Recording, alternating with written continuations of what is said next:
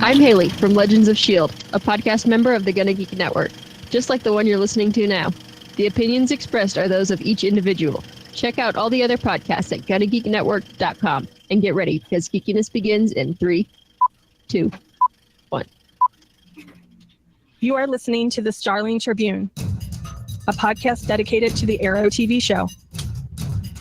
This guy gets more airtime than the Kardashians, right?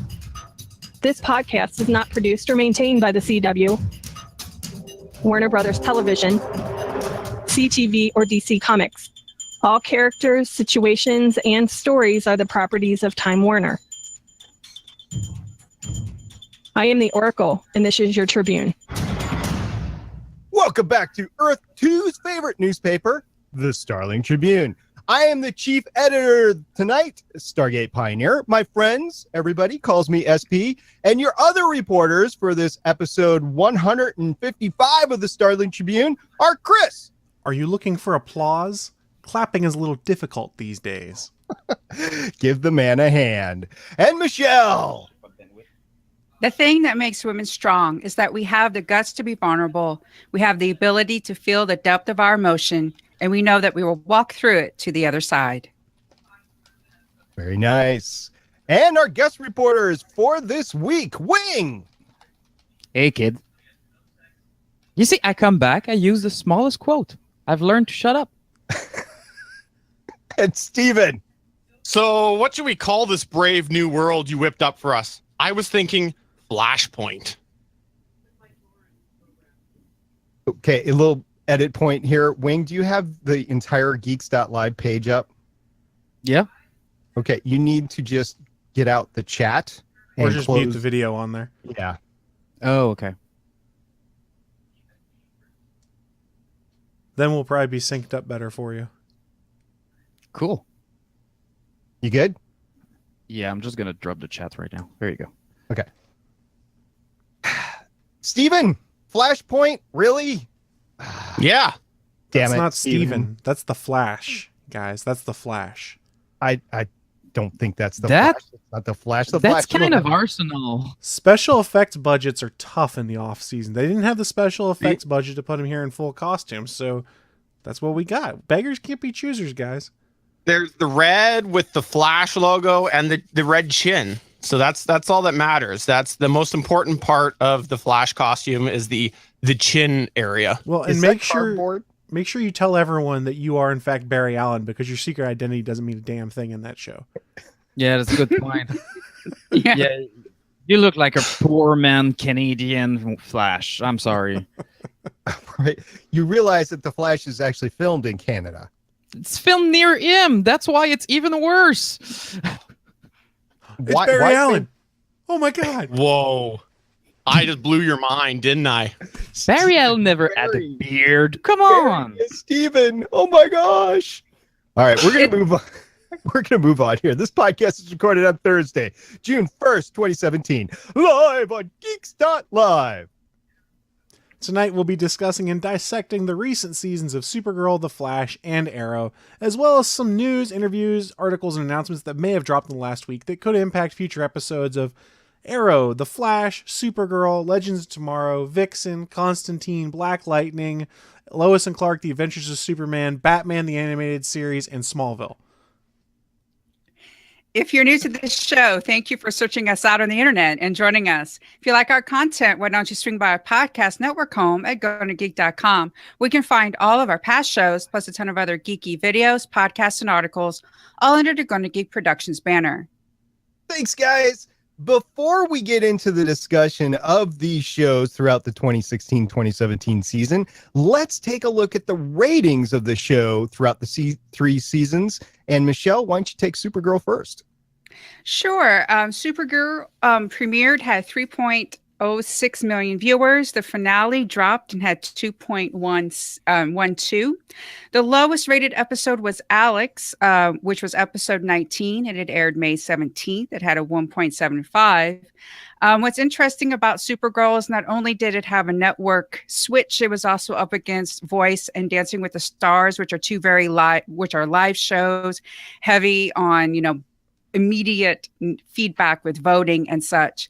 But on the good side, the DVR views will actually increase the viewership from 1 to 1.4 million. So, there were some weeks when literally like over 4 million people were watching, Supergirl totals. So that's not bad. No, it's not, even considering that it was roughly 6-7 million at the end of the season last year on CBS. So going from network to cable, that's not such a bad drop. Chris, what did we have over on The Flash? So let's talk about season 3 of The Flash. The premiere came in with a 3.17 rating. We wrapped the season with the finale pulling in a 3.04, so not a huge drop from the beginning of the season to the end of the season. The lowest rated episode, Abracadabra, which was episode 18. It aired on May 28th, pulled in a 2.39 rating, and I can kind of understand that one because it sat on my DVR for like 3 weeks before I watched it because It sucked. It did, and it was right before they took their next 3-week break. So a lot of people saved it until later so they could get through. Interesting thing on The Flash, DVR views accounted for about 1.6 million to 2 million views each week. So another show that is heavily DVR watched. And I really do wonder how much is watched on the CW app too. I was just going to say that. I wonder if the DVR views include the CW app or not, because if it doesn't, that only makes the total bigger. Over on Arrow for season 5, the premiere brought in a whopping 1.89 million viewers. And I say whopping because that's under 2, and that's not doing good because, as my sensei Wing taught me, CW shows need to remain at a 2 to be financially viable. Yeah, around 2 million. Yeah, the finale came in with a whopping 1.72, so it dropped like 0.2 during the entire season. The lowest episode of the season was Underneath, which was episode 20 near the end of the season, aired on May the 3rd with 1.36, and it wasn't the only 1.36 view. There was also another 1.36 episode as well. So yeah, not so good for the Flash or for Arrow this year. Really scratching my head about the early renewal for that. On the other hand, that show. Well, we are scratching our heads over why this show was renewed. Wow. So, yeah, because the ratings dropped so much. Although the season was great, and we're glad that it was renewed. Yeah. Over on the DVR front, it averaged about 50 to 60% of the views came from DVR, and it was still amongst all 4 DC CW shows in last place as far as the rating goes, which, when you consider Legends of Tomorrow, is saying something. So, there you go. Yep. Now, Michelle. Ouch. You get to be in the driver's seat. What do you want to discuss first? You want to go flashy, or do you want to go with the Arrow pointy guy, or do you want to go with the chick flick? Well, I suggest we go in the order that it aired during the week. So Mondays was Supergirl, Tuesdays was Flash, Wednesdays was Arrow. So I figured, why don't we tackle them that way? Wait, all right, are so you trying to tell Supergirl- me that these shows aren't just about to air? I thought they were all summer TV shows. Yeah, me too. Well, I thought we were like looking forward to the next season. They are summer TV shows on Netflix, because if they're not already there, they'll be there shortly. But Michelle, why don't you take the seat in Supergirl? What drove you to it this year? Well, first off, I love season 1, and I was really pleased with how it started strong. We have Kara, who is, they unfortunately, with the move to Vancouver, we lost Callista Flockhart, so there really wasn't Kat. And I think they did well giving Kara a way to try to find balance without Kat, because she was a big mentor. So you have a lot of, Kara trying to find out, what does it mean to be Supergirl? Can she be Supergirl and Kara? What's that balance? She's a reporter, then she's got fired, but still trying to figure it out. Doing the whole romance thing. And I think she had a really good season. I really like what they did with the character. Kara is proof that you can quit your job, start an internet blog or podcast, and actually still be successful. It is awesome, isn't it, Stephen? Yeah, it's my life motto now after seeing that episode. Why are you guys working still then? I'm not working. Okay. I'm fighting crime, but I just need an excuse. How much crime is there where you live? Well, for crying out loud. Today at Tim Hortons, instead of a double, someone got a single. Oh, the crime. Actually, we had someone sleeping in the entrance where I work, so the police showed up. You That have was an police? exciting. Yes, that was an exciting day. I thought you only had superheroes up there. No, they're all in vacation, I think, for your Memorial Day. I'm sorry. I see. Bummer. I see. Chris, what are your initial impressions of Kat not being there for Supergirl this year? So they said Callista Flockhart would be there for a few episodes. I didn't think that meant the premiere and the finale. I thought That's we a might few. get her some sprinkled in there throughout the rest of the season. And it's kind of an abrupt shock with this show based off how much of her was in season 1 to basically go from a ton to barely any. And her character was fun and kind of helped move things along and inspired confidence for Kara and things like that. So it was sorely missed at the beginning of the season, but then kind of a welcome return at the end of the season, I think. No, wait a minute. She was in more than just 2 episodes. She was in 3 episodes. Oh, I'm sorry. I'm sorry. Yeah, the first 2 and then the last one or something? The last 2, the first 2 and the last 2, so 4. So 4. Oh, we just doubled their screen time. Oh my God. Bad. My bad. But you know I'll what? eat crow. But that's a big thing for her to leave because honestly, that's why I stopped watching the show. Because I was watching the show for her. You weren't watching the show for Melissa Benoist? No, I'll be honest. The character of Supergirl is not a big draw. Go figure. I'm a white male North American. The other 2 guys are kind of more draw for me. But I really, really, really like the character of Kat. So now that you're telling me she's in the last 2, I watched the first 2. I'll watch the last 2 now. That's a little bit of super butt on the side at the same time. When did you stop watching the season, Wing? After the second episode, when Superman went away. Another white cis guy. So You are the problem. I know. I see. Yeah, the Guardian. I'm honest about it, though. The Guardian. Thank you had- for being honest for it. The Guardian had a decent season. I mean, we all questioned what he was No, doing. that was but- dumb. Oh, That was- Oh, They suffered from the same problem in Supergirl that they did in Flash and they did in Arrow, which is we can't have this be about the main character. We need to have the super friends too. Now everyone's got superpowers. Now everyone's part of the team, and you don't have to do that. And it didn't mesh very well having James become the Guardian in here. And that's why I loved in the finale when Cat Grant's like, James, I know it's you. I can see your eyes. I was like, thank you. And she went back to knowing that Supergirl was Supergirl. She knew that Kara was Supergirl, and that was really, when did she? There was I'm going to interrupt you here because there was clues that she knew even last season. There was absolutely clues. That was what I wanted. Every time she was on screen this season, I thought there was a chance that they were going to drop that. So I was not surprised at all. But with that said, I've been keeping my mouth shut. Best thing to happen to this series was to see Ally McBeal go bye-bye. She was a holding back the Kara Danvers character. That to me is actually in my highlights, is getting rid of her. And I like the little bit of use that they had of her this year. I think the biggest sour grapes that I have is the way they misrepresented it at the very beginning, is that she was going to be there. But she wasn't. But I think that she was actually a detriment to the series. Ouch. We didn't watch the same show, you and me. She was the same routine over and over. There was no change, or her character was basically one-dimensional. And to me, she was comic relief. That worked well. I just found her the annoying claws on the Kara Danvers character, and I didn't like it at all. I was so happy to see her gone. Do you have a boss that tried to control you, Stephen? Maybe. Okay.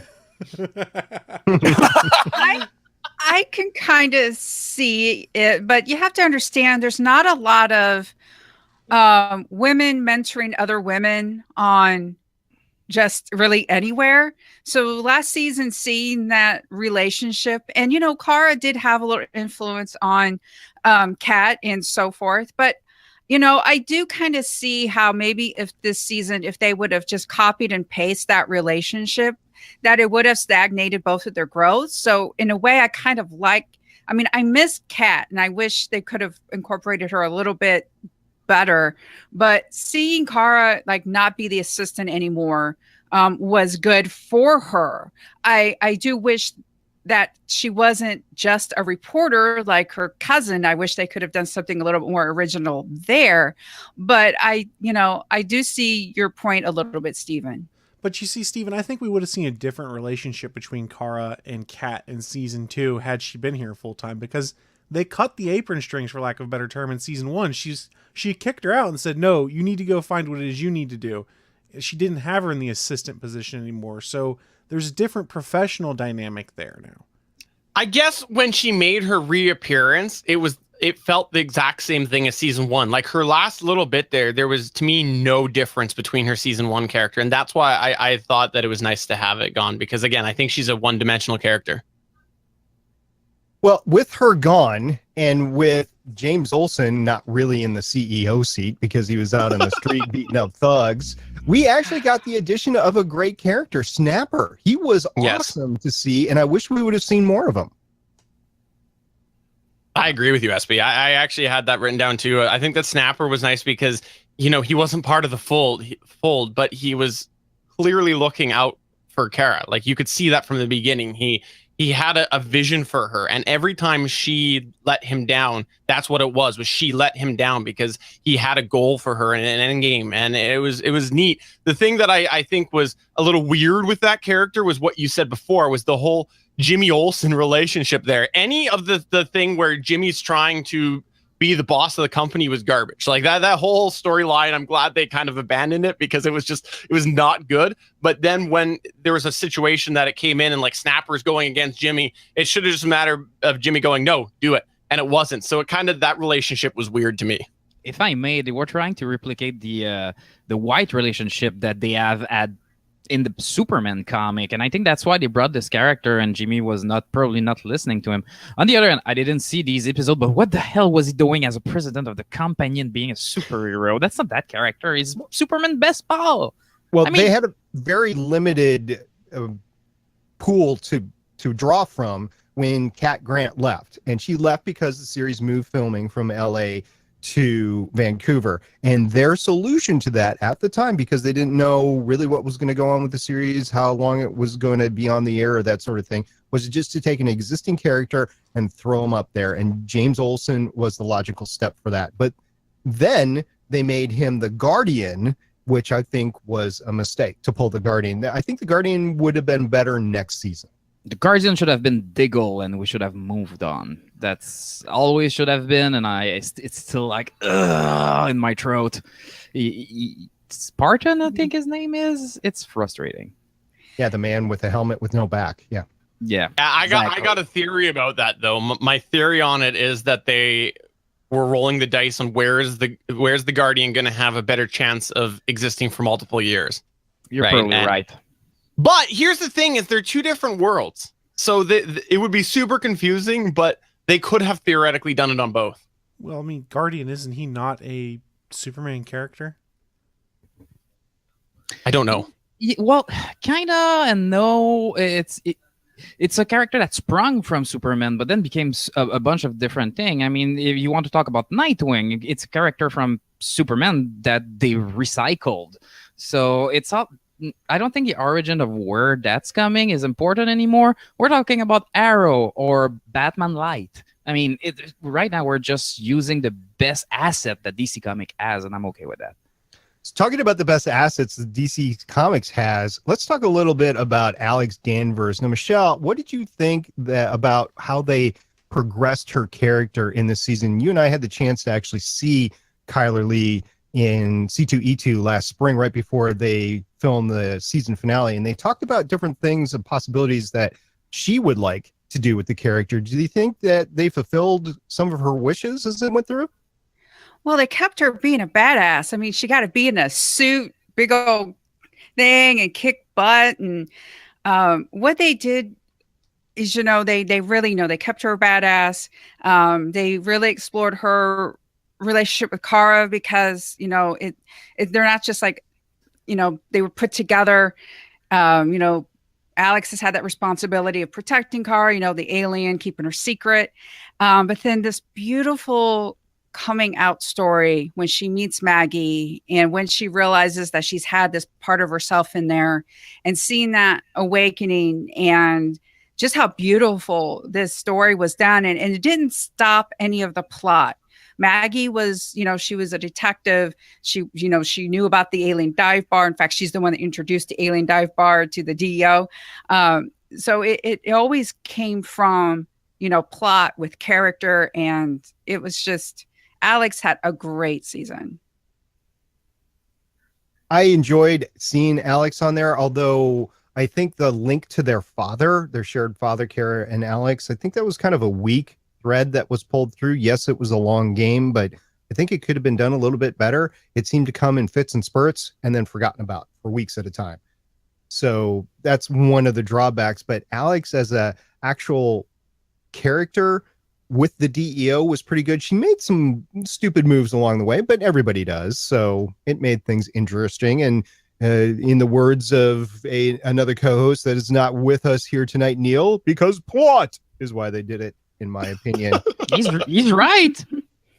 I gotta say that I liked what they did with the Alex Danvers character overall, but I don't actually feel that it was eased into like it should have been. I felt like they made the decision that she's going to come out, and they did it a little bit too fast, and I feel like it was a little bit of a disservice to the character.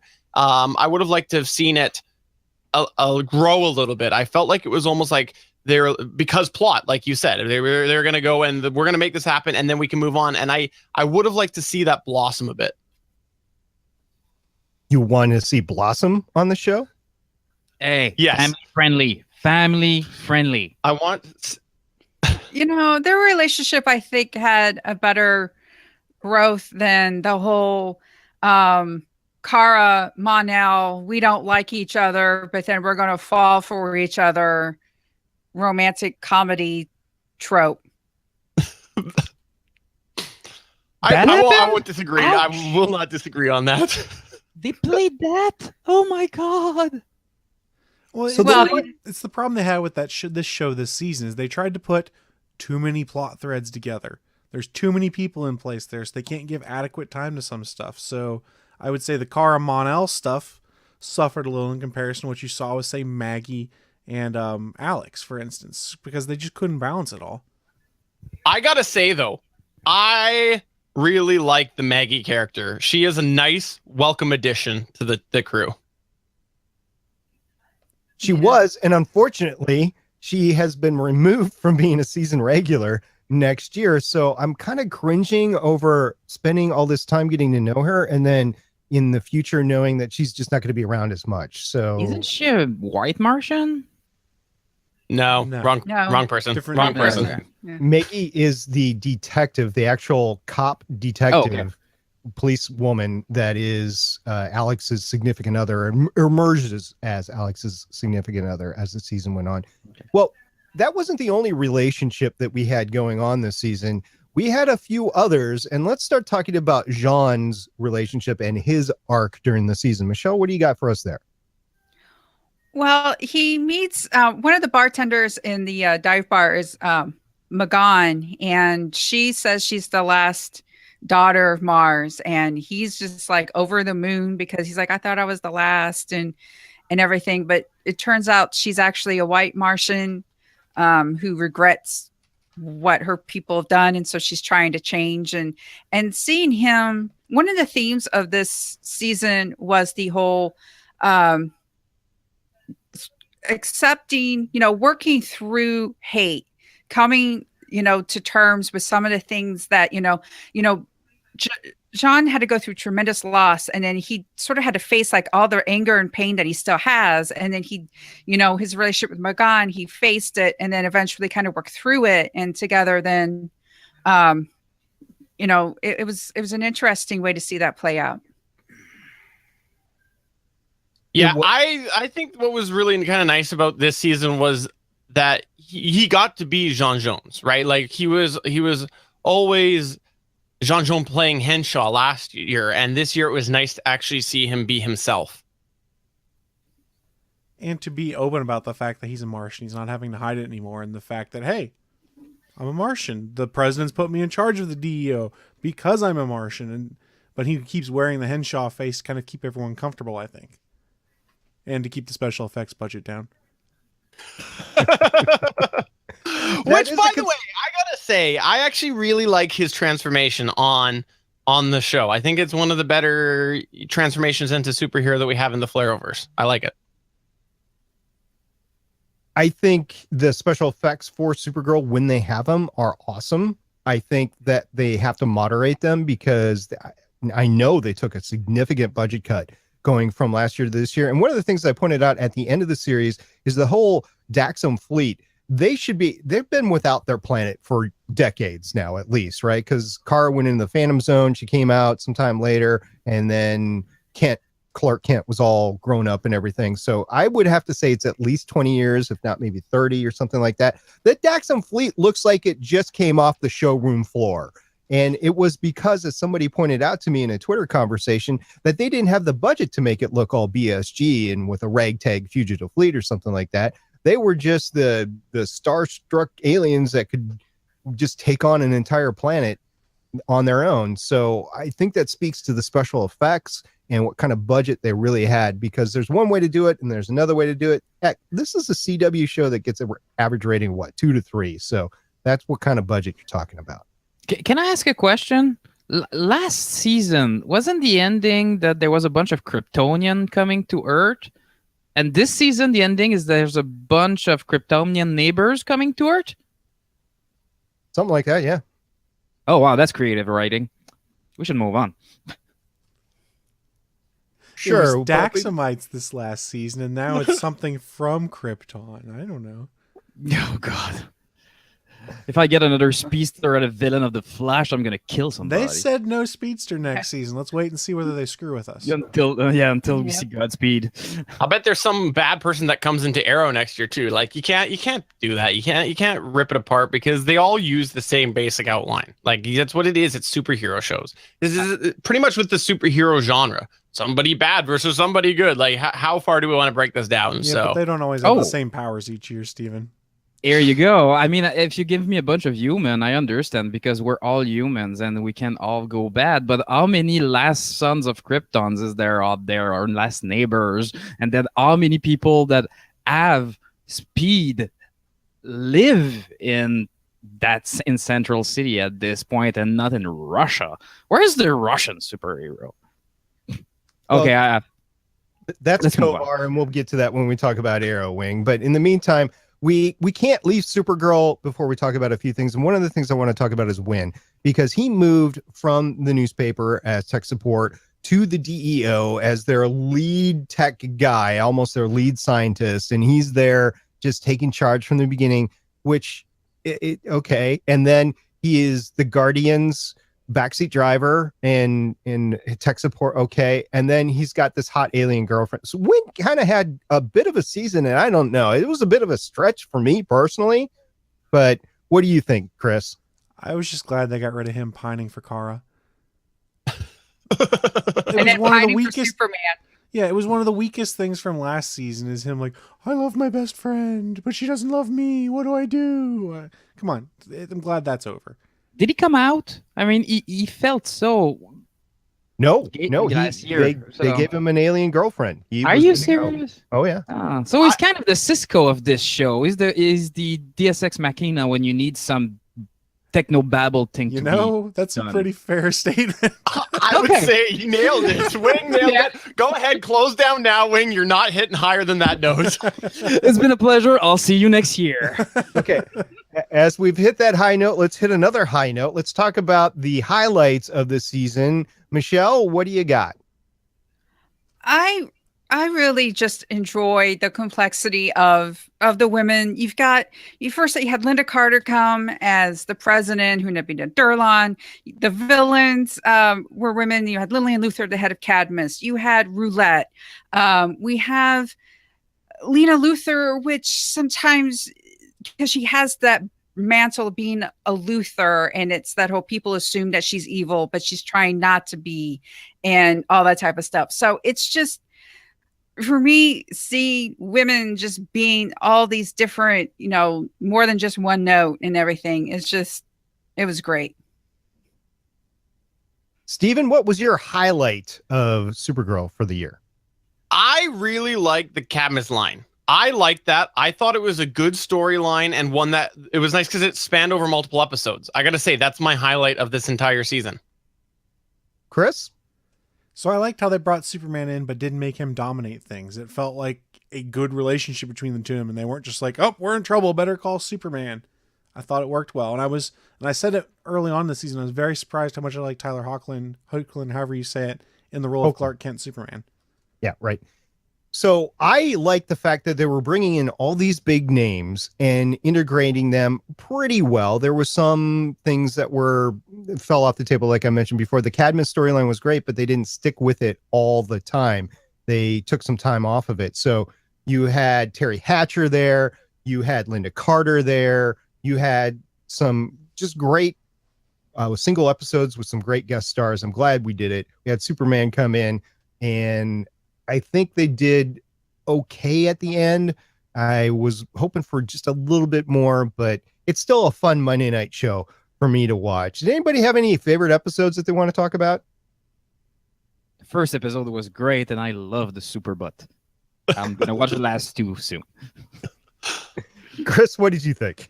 I enjoyed the Martian Chronicles episode because you get more on John Jones, who's been one of the more, I hate to say it, one of the more understated characters this year. He hasn't gotten a ton of screen time. So when he got an episode that was pretty much all about him, McGann, and life on Mars and the fall of Mars, I really enjoyed that. Steven, what do you got?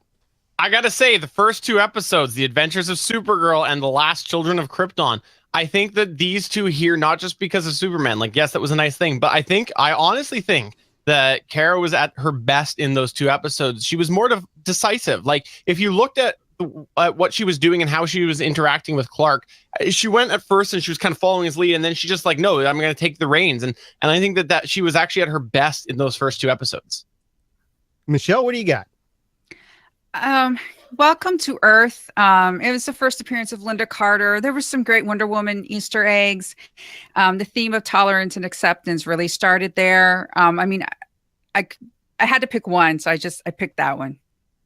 I'll go with Supergirl Lives because, well, it's Stargate and Supergirl. So how can you go wrong? Wait, they did that? Yeah. I need to watch. You gotta watch. Go watch, Wing. Watch now. Like, just hang up now and go watch. Okay, bye. It should be on Netflix by now, I think. It's on Netflix. I think next weekend here we get all the 3-4 shows in like a big dump. So wait a minute. You have Netflix in Canada? Hey, we have Netflix and Star Trek's gonna be on it. Oh, don't remind me. Oh, way to cut back there. You're wrong on that, Wing. But that's for another podcast. Okay, we'll talk about it.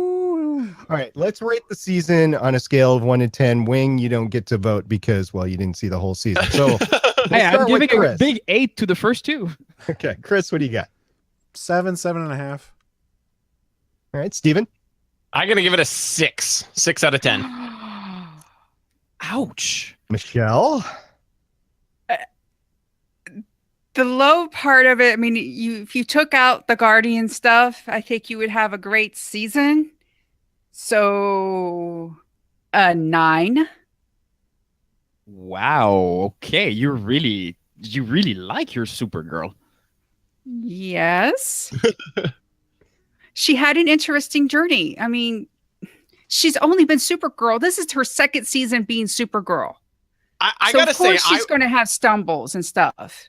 So I would have given it an 8 if it wasn't for the Guardian storylines, as well as the whole Jimmy being boss thing and sort of the cluster that was the cleanup of season 1. I think when you put those in, I had to bring it down to a 6. There was too many weird areas within the season, so that's why I had to bring it down. Otherwise, I probably would have given it an 8. See, that's kind of fair though, because that transition at the beginning of the season of "I love you, James" to "I don't love you" in like 10 minutes. That was odd. Yeah. I'm going to go with a 7 because, well, how can you go wrong every time Melissa actually plays with her glasses? It's cute. Oh yeah, you just nailed it. So predictions for next season, Chris. What do you think's going to happen? Mon-El's going to show back up in some way, shape, or form. I'm not sure what. And something more with White Martians. I don't know what yet, though. Steven, what are your predictions for season 3 of Supergirl? Mid-season finale ends up with Lena finding out who Kara is, and we end up with a Kara versus Lena arc. And also, yes, Mon-El will come back. Probably, though, I think it's not going to be until the back half of the season, like last few episodes. They have been setting up that Kara and Lena storyline for quite some time. It's going to happen. I think it's going to happen next year. I don't think you're wrong there. See, I think they're faking us out. I think it's not going to be as big a deal as we're expecting it to be once it's revealed. Depends on what kind of headspace Lena is actually in. Yeah. Writers read blogs and stuff. They see that people want that. You're gonna get that. So that's how we got Elicity. But we'll wait until we get to that show. And if I heard correctly, Michelle said that the White Martian was called Megan. McGann, yeah. Morse. Yeah. Well, then she's the what's her name? Ms. Martian Martian? girl, Miss Martian. So Miss Martian. hopefully she'll be in the Teen Titans show next year. I'll talk about that next year. We'll see if it actually happens. We've been kind of waiting for that for a couple years now. I want Megan, Kid Flash, Arsenal, Speedy. We have a show. We haven't talked a lot about Lena here, but I think her addition to the show was really nicely done. It was one of the few things that I think was consistent throughout the year. So I can't wait for what happens with that next year. Michelle, what do you think is going to happen in season 3? I think the Kara-Lena Supergirl dynamic is going to take a play. I really hope they do it in a little bit more mature way than just, oh my goodness, she lied to me, and then like we're enemies, because I don't want them to do the whole Superman thing. So I hope they do it in a different direction. You mean friends off? That's what they're going to do? Hashtag friends off? And for the past 2 seasons, the Legion ring has made an appearance. In fact, there's been a close-up of it on this season. So I think Mon-El is going to become part of the Legion and return as Valor. That is my prediction. That's cool. Lots of good things to come in season 3 of Supergirl. My prediction is that the DEO headquarters is finally revealed to be the Hall of Justice. Now we saw it on The Flash. Yeah, kind of. It was a aircraft hangar in the middle Different world, too. Different world, different universe. That true. Yeah. So in the meantime, we had this great thing teased to us all summer long, and everybody was ramped up over it, called Flashpoint. And I just have to say with that hashtag, damn it, Barry. And Steven, you know a lot about Flashpoint, so why don't you reel everybody in on exactly what happened and what went wrong? So Flashpoint impacted Arrow, the Flash, and in theory, even though they didn't talk about it, Legends of Tomorrow. And what happened was that Barry, of course, went back, decided that he was going to save his mom, which created Flashpoint, thus my quote at the beginning of the show. He's like, no, this can't work, so I'll go change it back, and he doesn't change it back perfect. And there are repercussions because of it. It affected Arrow, it affected the Flash, and like I said, in theory, Legends of Tomorrow. So it was very interesting, and to me, I did not like this whatsoever, and I would have been okay with the Flashpoint itself story if we ended up going back, but because we got some changes, to me as a loyal Arrow fan, someone who's been there from the beginning and have been stuck through the struggles, it was a bit of a finger to me, so to speak, because I just felt that they disregarded the characters that I knew from that show, and they let Barry's mess on his show affect Arrow. Well, they fixed what they screwed up in Legends of Tomorrow, so I call that a nice fix in another show. But did they really? Did they? Because Legends of Tomorrow ended in a weird spot. So. Yeah, but they didn't. Like, Yeah, it didn't fix Legends of Tomorrow. It just made things weirder, right? Like Flashpoint itself, the changes didn't fix anything with Legends of Tomorrow. No, but in Legends of Tomorrow, they introduced Diggle Jr., which was the Green Arrow. And I found it really nice because I was looking at the timeline. I was like, timeline doesn't match, but I didn't care because that was the best episode they had that season. So when they went back and actually kind of fixed it, I was like, oh, cool. Now it's in continuity. That was the one element that was interesting because that came up, but there's 100 other ways that could have been dealt with. And I thought that it just wasn't nice to see Barry come in as well. It constantly for the first half of, both series made me question, well, do we know that this exists or do we know that actually happened in the previous seasons? Like I was constantly second guessing myself because I thought maybe there was something changed by Flashpoint. So I liked the idea of having it for the first few episodes of The Flash, but I did not like how when he came back, everything got affected, especially touching my beloved Arrow. I think the thing that really hurt with Flashpoint is the graphic novel, if you haven't read it, or the arc of comics, it's really good. It's a very much an Elseworlds tale, and it's greatly enjoyable. So we had that in the back of our minds when you end season 2 and like Flashpoint, and you're like, oh, this is going to be great. It took, an episode and a half before they reset everything? They moved really quick to reset Flashpoint, and I think part of the problem is fanboys like myself over the summer like, yes, Flashpoint, this is going to be awesome. There's so much cool stuff they can do. And it was over in, pardon the pun, in a flash. So Michelle, help me out here. In your words, what was the purpose of CW doing Flashpoint? To get fans of the comic all like talking about it. It was free press. There were so many articles about speculating what they could and could not do, what people had to look forward to. It was literally free press for the summer. It kept everybody talking about Flash during the summer. I don't like that the only thing that happened on Arrow was baby, and there's no more baby Sarah. We just got baby John. And then that's it. It's like, if you're going to change Arrow, then like fix season 3 or fix season 4 or do something besides, oh yeah, everything's the same except for this one little baby.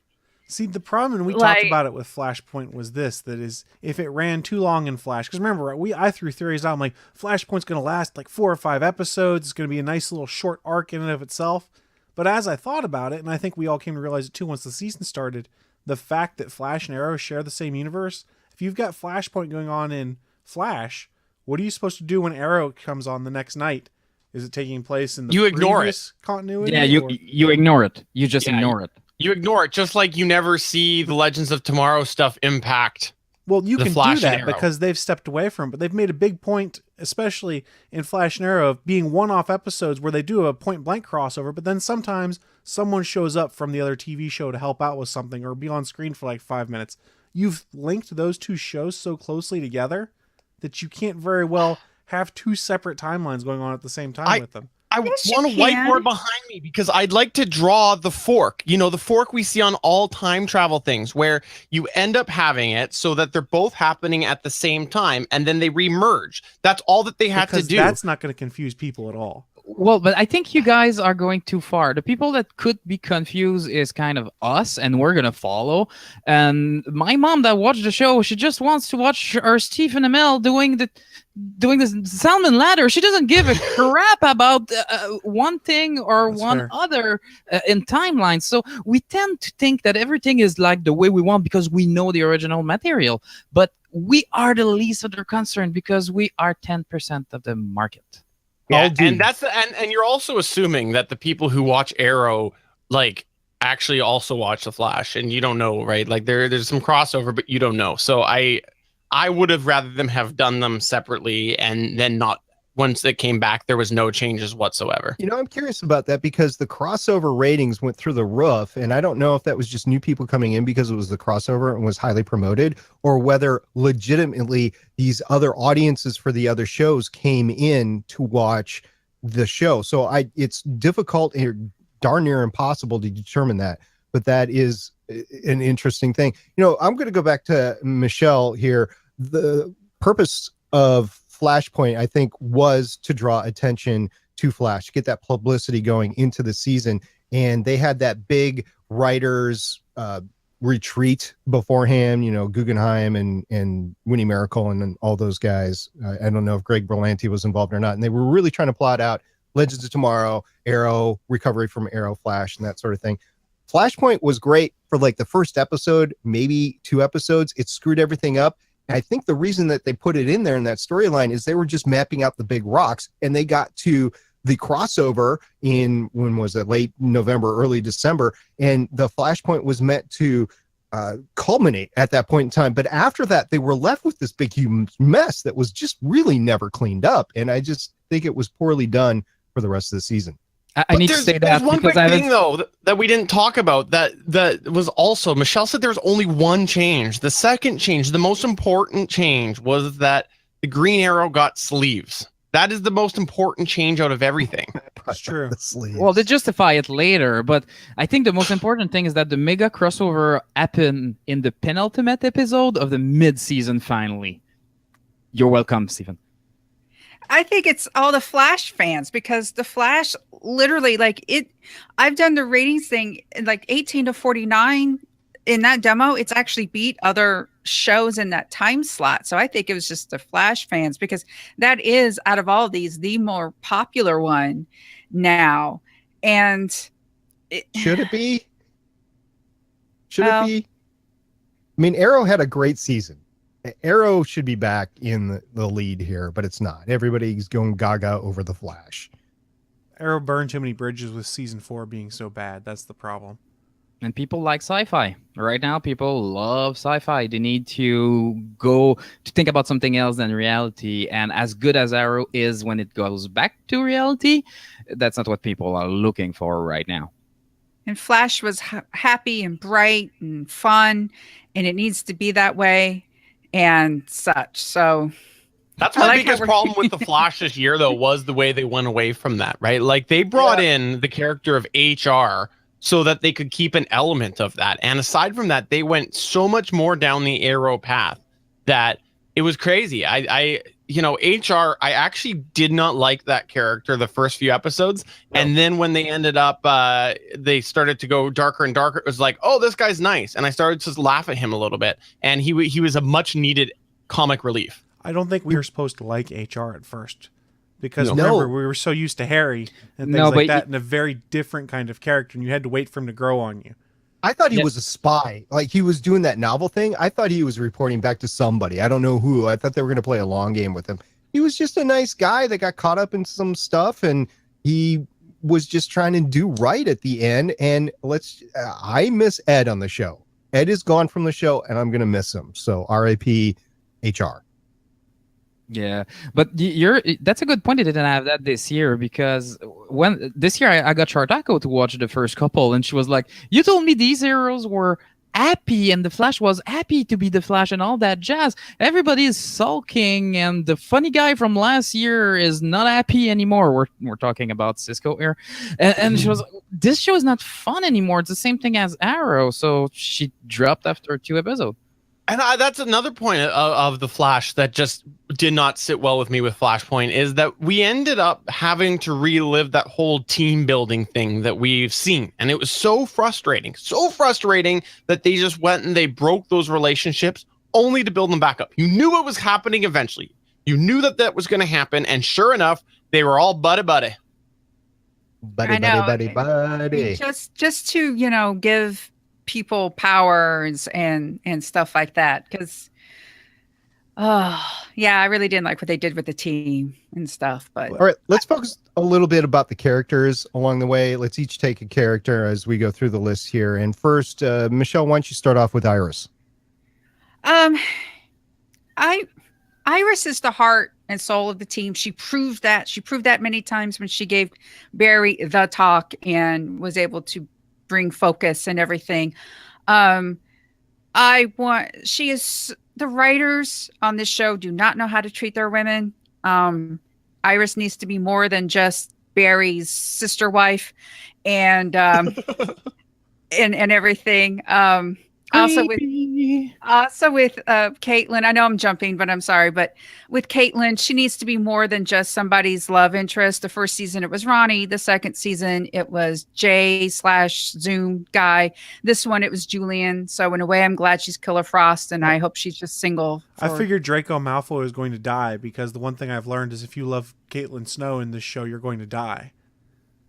The other thing I've learned is that when there's a paycheck to get and the actor is well known, if you can get him for another season, you do. Plot! Cisco was incredibly intertwined throughout the entire year. In Flashpoint, he was really broken, and at certain other points, he was broken. But I think he really came into his own, and he had that whole romantic connection with Gypsy. I really enjoyed Cisco this season, and I can't wait to see how he evolves next year. Chris, what do you think? He kind of came into his own at the end of the season when he's like, I want to save my friend. I want to go and save Caitlin. I don't want to die. I don't want her to die. I don't want to have to kill her. I want to save her. And that's when you kind of see him realize, okay, here's what I can do with these powers. Now, he didn't necessarily use his powers the way I would have. Oh, you're captured and you have the ability to jump through dimensions or move locations using your powers. Yet you stay captured by Savitar and don't use your powers to go, oh, let me go back to Star Labs or anything like that. But that's neither here nor there. It's one of the inconsistencies you have with this show is they conveniently forget people's powers when they need to. I liked how Cisco evolved through this season, and maybe he'll be in a happier place going forward. I hope they're all happier going forward because this season was definitely darker and sulkier. Now, We saw the future. Yeah, right. Well, we saw the future and then we got there and now it's changed. So we'll see what happens from here on in. Stephen, you live up in the tundra. You're in Canada. You have snow all over the place. You actually are podcasting from an igloo. So I would think that Killer Frost would be one of your favorite characters on the show. Yeah. So obviously she got her powers because of Flashpoint, and where you have this whole battle the whole season. Will she turn into Killer Frost? Will she not? Oh no, Cisco has a vision of the two of them fighting, but they've got this little charm that's going to stop her from turning into Killer Frost. So it was very interesting to see her character go through that sort of turmoil and you kind of knowing where it's going to head eventually. I have to say that I was slightly disappointed the way they left it at the end of the season of her not going back to Caitlin. I feel like, again, it's almost a bit of a disservice to us. Like, I feel like we are going through that whole group dynamic thing again. And I think that that's set up for the next season. So she obviously is strong. She's an awesome villain when she wants to be. But now we're going down this other path where she's not going to be a villain. What does she say? Oh, I know that I'm not Killer Frost, but I'm not Caitlin either. She has changed, and most importantly, she's changed because her eyes aren't glowing all the time, so they don't have to do makeup or CGI next year. So it's a cost-saving move for her character next year. She was actually like lamenting all year that those contacts really urged. So I think that's why they did it.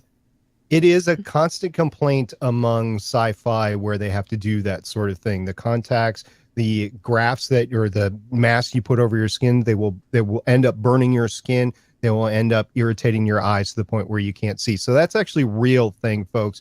And it can drive the budget up from your production when you have to do CGI versus the real effects with the contacts.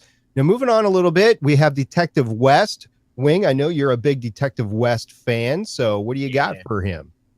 Well, the interesting thing is that we moved on from him being a father by himself. Now they were like, okay, let's give him a girlfriend because nobody wants to go back to Barry with that, and nobody wants to do another HR thing until the end, which kind of worked. But I was kind of surprised they went there. So having Joe West to do this was interesting. But my favorite part was accepting that Wally had power as well, because you saw him as a father the first time, but there's other kids in the family, and all of a sudden his brand new son that he just found back is kind of crazy about speed again, but now in the car it just wants the power. So that relationship between those two characters I really, really love. To be honest, the last third of the season, I was not a big fan of this character because they really went into all I want to do is I'm sulking and we're getting near Iris dying and more to that. That was less interesting. My favorite episode with him was the one when he had told his girlfriend what was happening. I think that was a good episode for him. They made him sing a little bit, and that's her best recurring part of Joe West this year.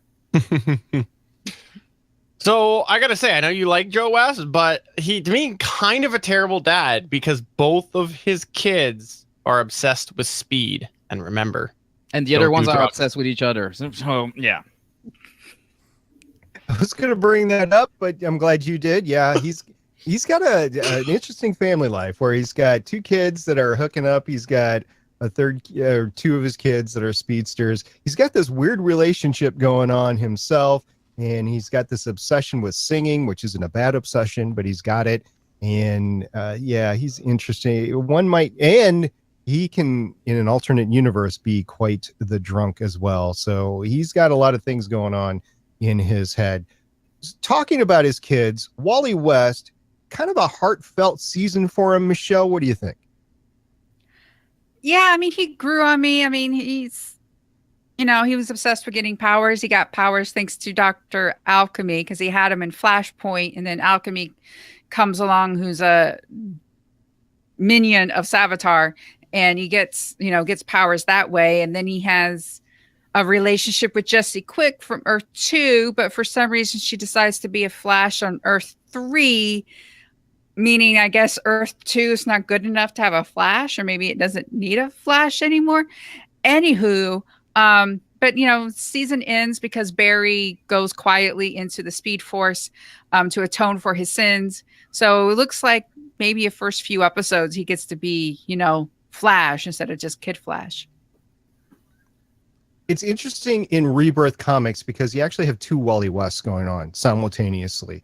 So it's interesting to see what they're doing with that, and then trying to bring some of that in to, and I know Wally West goes far back beyond Rebirth, but it's interesting to see what they're trying to do between the comics and Wally West here. And then Wally West is not supposed to be in the Flash movie. At least I haven't heard anything like that. So this is going to be the Wally West that we know of in the DC visual universe, at least for now.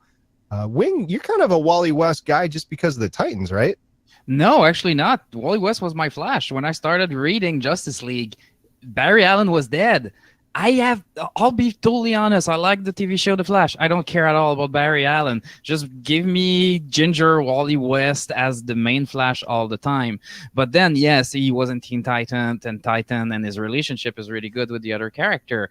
But yeah, I'm kind of hoping we're going to get the red and white suit, and we're going to be able to spin that off into Teen Titan because we got way too many speedster on that show right now. Yeah, see, Wing, I'm in the same boat. When I started reading Flash comics, my Flash was Wally West. So for me, Barry Allen's all right, but to me, Wally West is always the Flash to me. And we've got him on this show, so that's all good. We also have some villains on the show, and we need to talk about them all. We've had Thawne, we've had Zoom, and now we've had Savitar. So right now, Chris, Steven, you're in the ring. You're fighting it out. Which villain do you choose and why? Thawne. Anybody's going to not choose Thawne? Just let's go in verse. No, it's got to be Thawne. Okay. Savitar, he was only reliant on the information that Barry was giving to him through being Barry, right? So, not knowing Thawne's memories and mine, Thawne's going to win every time. And plus, the actor who played Thawne, I can't remember the actor's name, but after he took away his fake face, basically, and you started to get to see him in Legends of Tomorrow and things like this, man, he was so good at making you hate that character. He's the best of the Thawne face, and I love HR or the actor that plays all these characters. The other guy they got is the best Thawne. Yes. He had barely any screen time in season 1, but then as his characters evolved, you're like, man, Matt Lynch or something like that. I can't remember, but very good. Plus the fact that Thawne has always been more of a thinker, and his plans, actually worked. That's a good point. Yeah. Okay, so let's talk about the actual character that was on this season, which was Savitar. Now, obviously, he was revealed eventually to be Barry from the future, or a time remnant of Barry. and he's all about killing Iris, and we're in this chicken and the egg loop sort of thing is what we find out. Now, let's ask this question here. Who actually thinks that was the end result when they introduced Savitar? Because I personally don't think that Barry was the future of Savitar. I think that it was actually going to be a different character, and they decided to go that way. I'm gonna go with Big Boss Steven. Yeah. Yeah, it clearly because I'm the future Flash. They use that to retcon their thing. But as first of all, Savitar is a character, and I thought they were basically making Godspeed, which would have made a lot of sense for the first 8 to 10 episode, and then it started going somewhere else. And as you said, even the fact that it's not even Barry is a cop out. You want me to care about Savitar? It's better be main Barry turned bad, and not like a kind of clone that we can make because we used them in the season finale of last year. That was cheap. And I'm mad because they didn't accept me because they knew I'm just a clone. So I'm going to kill Iris. The motivations kind of came off as weak to me at the end. Yep. I would have liked to have seen something really from left field, like a Flashpoint version of, like, I don't know, Oliver Queen or somebody from the Arrow. Like, I would have liked to have seen something like that, something just way out there than the predictable everybody guessed Barry as they started to hone in on that reveal. One of the theories that I really liked online was having Eddie back because he killed himself to save, to prevent, Eobard from being. And so he's got like that weird relationship with the Speed Force now. And so a lot of us were like, hey, with Flashpoint with this, and wouldn't that be cool? And we're like, oh, yeah. And then that's the best theory because he got sucked in it when he died. I'm behind Michelle. I'm behind Michelle. That's the best theory. That's what they should have done. No, not Ronnie, Eddie. Eddie, the Iris's boyfriend of the first season. That's what I said. He didn't get sucked into anything. He dissolved. He just, yeah. He dissolved. Still, he's on the Speed Force somewhere. I'm good with that. The Speed Force is the ultimate Deus Ex in the Flash comics. So you could spin it that way. Or you could have it be, this is Eddie that came out of Flashpoint. Or something like that. Or the manifestation of Eddie comes out of the Speed Force and is twisted. Who knows? Eddie didn't dissolve. He just killed himself because it was Thawne that dissolved. Thawne was the grandson. Eddie just is in a casket somewhere. If you want the answer to that, you can go back on the Starling Tribune feed and listen to the season 1 ending conversation. And for now, the big question is, you guys, can you rate this season? Oh, I'm sorry, I'm taking your job, SP. Well, before we do that, Michelle, do you have any highlights that you want to point out that we haven't covered already? No, not really. You don't want to point out the musical episode? Well, that was my favorite episode. Are we moving into favorite episodes? Well, let's just move right into the favorite episode. Michelle, what was your favorite episode? My favorite episode was Duet. It was the musical episode. I liked just seeing, John Barrowman was back and everything. And it made me like Barry again. So there you go. There's my highlight. Steven, what was your favorite episode? My favorite episode was the Gonna Gleek special. The Gonna Gleek on Gonna Geek special. That was my favorite episode. And the only good thing, in my opinion, that came from that musical episode when you look at it, I think it completely missed the mark as a supposed to have fun musical episode. It wasn't a very good songs, wasn't a very, very well produced. I thought it totally missed the mark. And there was like one song which I was singing, Super Friends. That was the tone that this had to be on the Flash, and they didn't. It was way out there. So my favorite, after all that ranting, my favorite was the 2-part Gorilla City arc, the attack on Gorilla City and attack on Central City. I thought that was a really, really fun story for us to have, and it was almost season 1 and 2 Flash. Anytime you have Gorilla Grodd on, it is going to be amazing. And I do think that they're setting Gorilla Grodd up for the long haul, and he's not gone. We're going to see him again. Chris, what was your favorite episode? So the one I really enjoyed was Into the Speed Force. That's when Barry has to go and rescue Wally. And what was fun about that is they brought Eddie back, sort of. And then you get John Wesley Shipp returns as Jay Garrick to save the day and be a total badass. Yeah. Who can go wrong there? Wing, I know you've watched these episodes, so what is your favorite? My favorite one, even if it was kind of stupid because it had no impact whatsoever on the show, was the Iced episode with Captain Cold and King Shark. First of all, to repeat what you said, every time you got King Shark in the show, it's a good show. And I really love the relationship between Snark and the Flash. So all that episode, I really, really love. It's just the ending that was kind of a letdown. It's like, oh, would I give it to you anywhere? Why did we did that episode? Oh, we needed a filler. But I loved it. So Man, I miss Snart. Me too. Me too. It was good seeing Wentworth Miller on whenever he was this season, and he signed that contract, that limited contract, which allowed him to appear in different shows. So it was fun seeing him around. My favorite episode, by the way, is Invasion, because, well, the superhero fight club, when they were training in the series, was pretty good indeed. Well, you're cheating. Of course, it's the best episode. This is a crossover. I gotta say, I don't care. It was an episode of Flash. I get to claim it. There you go. That was a good part of the crossover. The Flash was okay. Okay, maybe I'm gonna downgrade it again. It was mediocre. Legends was the best part of the crossover. No, the Legends of Tomorrow was. Legends of Tomorrow was. Come on, we got Laurel back in Arrow. Come on. No Laurel, no Chris. Isn't that what it is? I just remember my people. What can I say? Wait, no Laurel, no Farrell. There you go. Oh, All right, bye, I guys. love it. Aw. All right, come back, Chris, because we need to rate the season, and you are first up. On a scale of 1 to 10, where do you rate the season 3, right? Season 3 of The Yeah, Flash. season 3. I don't know, 5.5, 5. I didn't like it that much. Chris no likey. Steven, what do you got?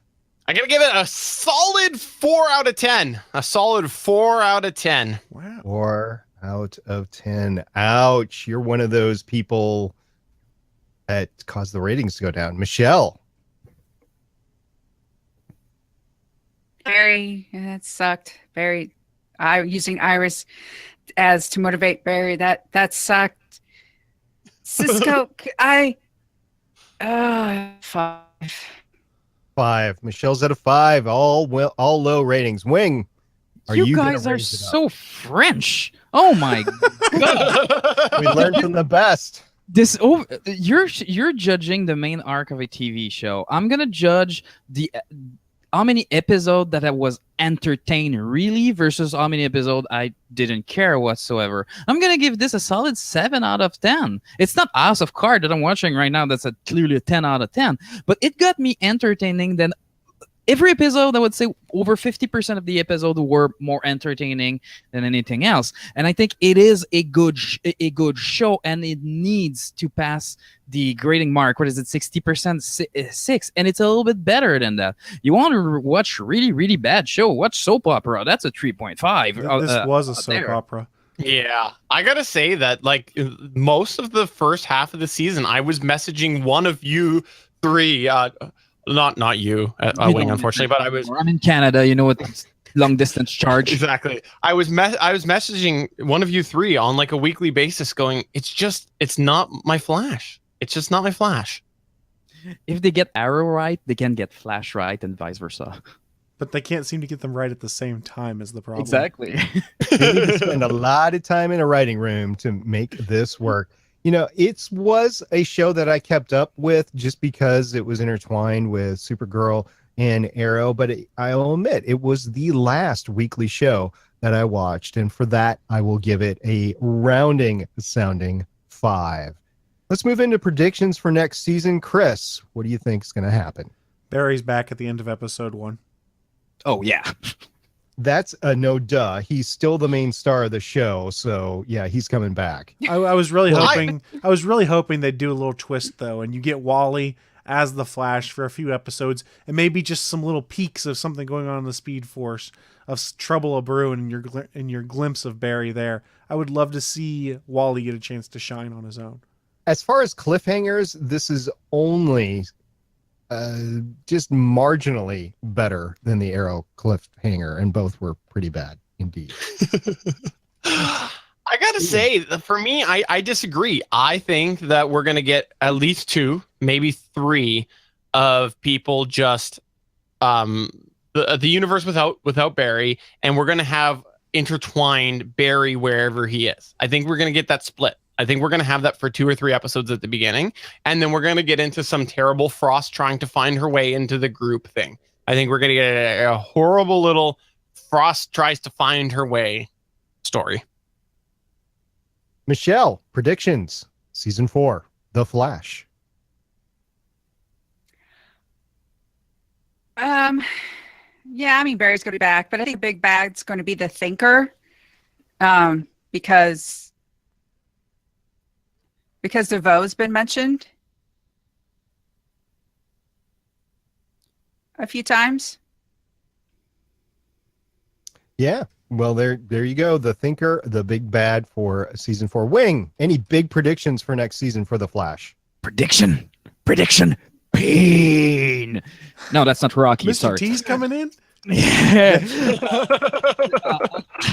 Honestly, if I was going by comic, I would say a bunch of speedster because of the lightning storm at the end. But I really don't want them to go there. I'm gonna agree with Michelle. DeVoe is clearly the next villain. They teased him like 2 or 3 times during the season, so we're probably gonna go there. We're gonna have Caitlin being Killer Frost, not being Killer Frost, being Killer Frost, not being Killer Frost, and we're gonna go for another HR.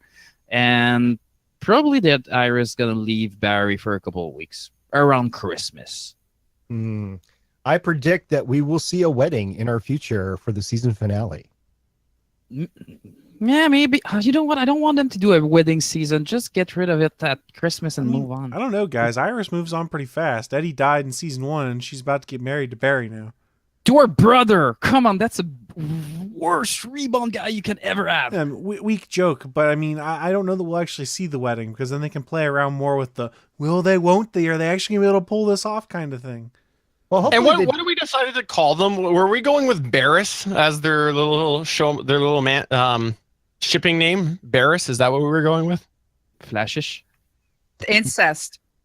Incest, exactly. Incest. Okay, since you're gonna mention it, I left it alone during Supergirl, but I gotta come in here and defend somebody who on the show a long time ago made a comment about last year maybe Kara and her sister could hook up. It's the same relationship when we look at it. You know, we've got adopted Barry, adopted Iris hooking up, and that's the same thing that we had with Kara and her sister. So now, wait I'm a just minute. saying That comment was made by those 2 actors at C2E2. The question was made to them, and they looked at each other for a moment, and then they said, "Ew, no, that's not going to work. We're sisters." That's why it was brought up. Okay, but still, I'm saying it's been established. It's the same relationship. It could happen. It's not established. They're not dating. Well, but can we establish that if you grow up with someone, don't date them? Yes. Can we talk about Arrow? I was here for that. You signed on for the full Monty win. But yes, now you can talk about Arrow. What do you have to say about Arrow? That was the season. I think this season is better than season 1. There's season 2, season 5, season 1, season 3, and 4. 4 is the bottom of the barrel. If we could erase it, that would be great.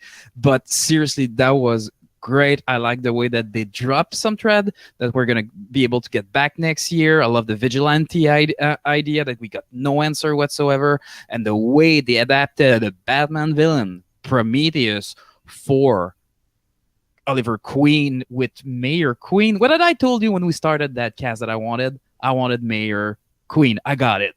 So yeah, this is one of my favorite seasons. I got a bunch of superhero fighting crimes, and Laurel's dead. The show did so well this year, Wing, that it got moved from its Wednesday time spot to Thursday. Well, when you show me the number, the number sucks. I don't even know why they actually renewed that show. But yeah, moving it on, you know what? Moving it is probably not a bad thing. It gets the supernatural bounce now as part of what's going on too. There you go.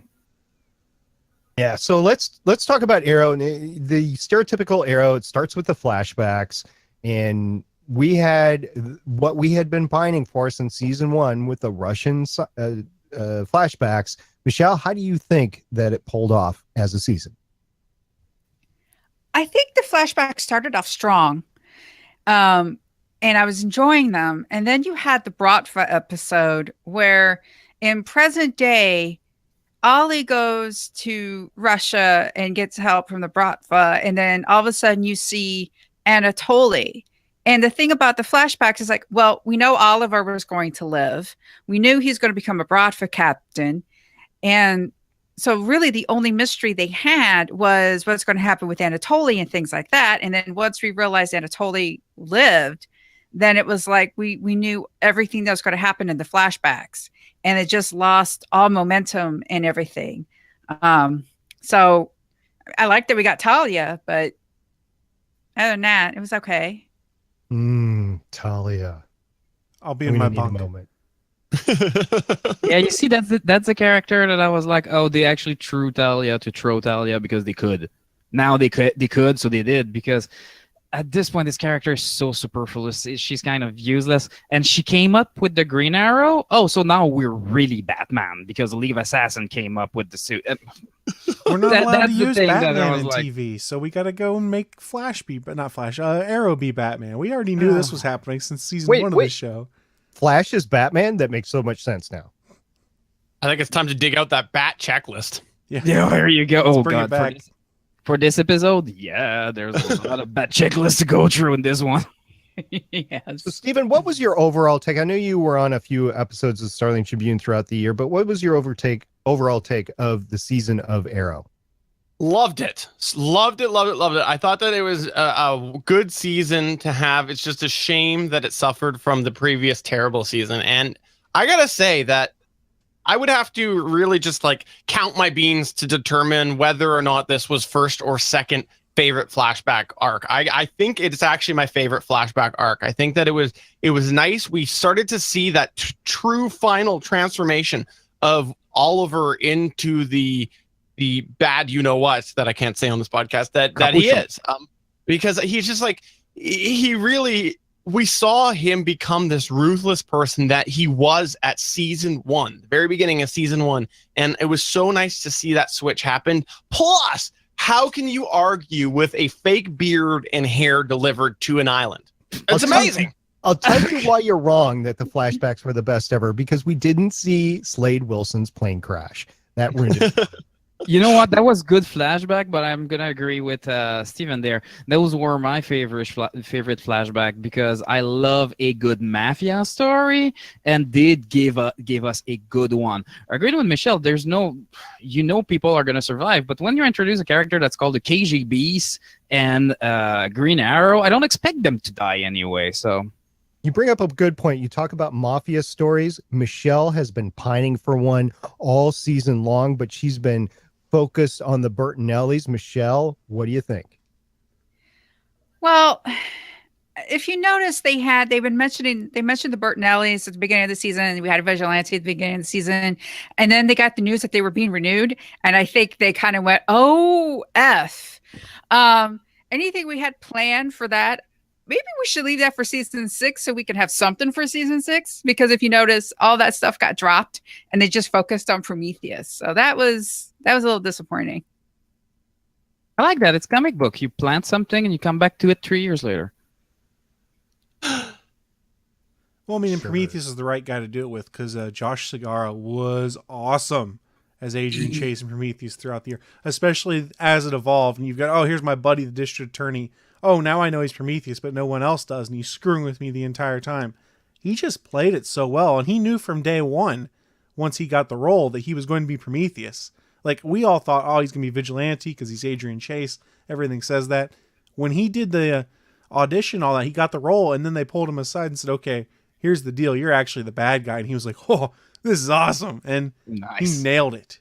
His Prometheus was twisted, screwed up, weird, and did a great job of always being 10 steps ahead of Oliver Queen, even when it didn't make sense that he would be ahead of him. But that's a separate topic. You believed it, though, because Josh Segarra was so good at playing the role. Adrian Chase was my second favorite villain this year on the CW. Who do you think my first was, Chris? The writer's room? Oh, I was trying to drop the lead mic. you ri- Drop the mic. Here you go, Chris. It's been great. We'll see you next week. All right, I was bye guys. trying to lead you right up into saying Kovar, and no, you took it to the Arrow. I went Riders. for the joke. I go for the cheap pops, guys. I'm like a wrestling heel, okay? There you go. Adrian Chase was a very good villain. I think he was one of the best villains on DC this year, Steven, right? Yeah, no, I agree. I really liked him in there, especially once we got the reveal. Up to that point, I was not sold on the character. I thought that he was a little bit just dead weight, and he seemed like he was not lining up. But then as soon as they dropped that, it was nice, and it was one of the best sort of villains and counters to Oliver that we've had, because he didn't have a serum in him, or he wasn't, this super villain sort of thing. He was a guy that was mad. I have several likes and dislikes for this season. I liked Dinah Drake. I disliked Felicity. I liked the new team, one that it was, Renee, getting to know him. I disliked the cliffhanger at the end. This was a season of extremes when you come down to it, and I don't, obviously it didn't play well, or people were just abandoning the show after a poor season 4. I think a lot of what hurt them was people got burned by season 4. I point blank said if we weren't podcasting after season 4, I probably would have dropped the show, because at the end I was just like, what the hell just happened? I don't like much of what happened here. Most of the characters are in a state where I don't care about them. Now, season 5 I thought was very good, but there's certainly people out there that were like me that said, oh, the hell with this, I'm done. And we just touched on it, but how cool was it that we got Black Canary, the real thing. Yeah, and she I is agree. Black Canary now, too. Yeah, I agree too, and I think that the whole new team thing, I first didn't like it at all when it came in, but what I realized was I didn't mind the new team itself. I didn't like the way it was brought in and it was forced. It was like, this is something that we're going to have and spell it out right now, that we're trying to find new recruits, and I didn't like that. I think if they had sort of brought it in gradually, I think it would have been a lot better, because I like most of the new team. I think that it's been a pretty good team. I don't really like how all of a sudden Ragman's gone, or whatever his name is. Like, that was a weird exit. And then Artemis is just a traitor. Yeah. Oh, she's dead, too. Well, she's Artemis, so of course she's a traitor.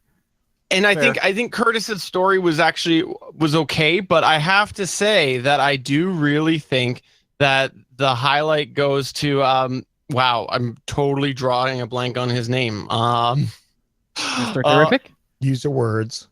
Renee. Wow, Renee. I think that the highlight goes to Renee. I think he was the best new character brought in, and that includes Curtis. I think that Renee was amazing, and he has, to me, without question, the best non-Oliver flashback in the entire run. The best non-Oliver flashback in the entire series goes to Renee. That was very powerful. The flashback part of it. It was the best part of the episode. Obviously, the episode was really terrible overall, because that was the gun control episode, right? Yeah, that was terrible. And I had that on my notes. That was another really big misstep for me, was that. But overall, I thought they did a great job trying to pick up the pieces and the mess that they made. And again, Slade Wilson, like, that says a lot. We ended up getting Manu Bennett back. Like, that's a great way to end it out there and fake us out even in that finale. It was awesome. I loved it. It was, to me, a really good season.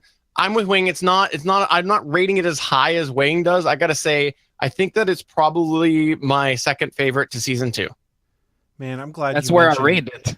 I'm glad you mentioned Slade and some of the stuff, because I've been lurking on the Arrow subreddit for a while, and there's someone that brought up nice little touches. Like when Slade pulls the gun on Oliver in season 5, it's the exact same way he does when he trains him in season 2 of how to overcome a gunman. So one could assume that Oliver knows, oh, okay, he's actually on my side. He's just playing the role here. So many nice little touches. But again, I'm also a Slade Wilson fanboy, so... Yeah, but they brought it back, and we all went, and this is one of the best episodes. As soon as he got in the show just got better. And my favorite thing coming out of that is how Manu Bennett has basically been campaigning, and the fans have been campaigning with him to get a Slade Wilson spinoff, be it a short Netflix series or an SL animated series on CW Seed or something like that. Everyone is like, oh, yeah, We want more Deathstroke. You could have cool Deathstroke redemption arc coming out of the end of season 5. Titan. He's got the address of Joseph. Titan. Oh, that'd be so good. Oh God, I know. And Manu Bennett seems like he'd come back to do it, considering how much he's retweeting and mentioning on Twitter all of these people like, we want a Slade TV show. We want a Slade TV show. Make it happen. I would totally love to see it. What's his other job right now? He's on Shannara Chronicles. Oh, there's a chance he's get killed by the end of this season. Probably he's looking for a job. Yeah, if they follow the books. There you go. Yeah. SP, you haven't given us your take yet. On the season, it was probably not as good as season 2 to me, but I'm a completionist and I like world building, and this season really brought us to the end, especially when you tied the two ends together of when Oliver was actually rescued on the boat. I didn't care for the conversation with Moira Queen because I could care less about that character, about the same as Chris could care about Laurel Lance.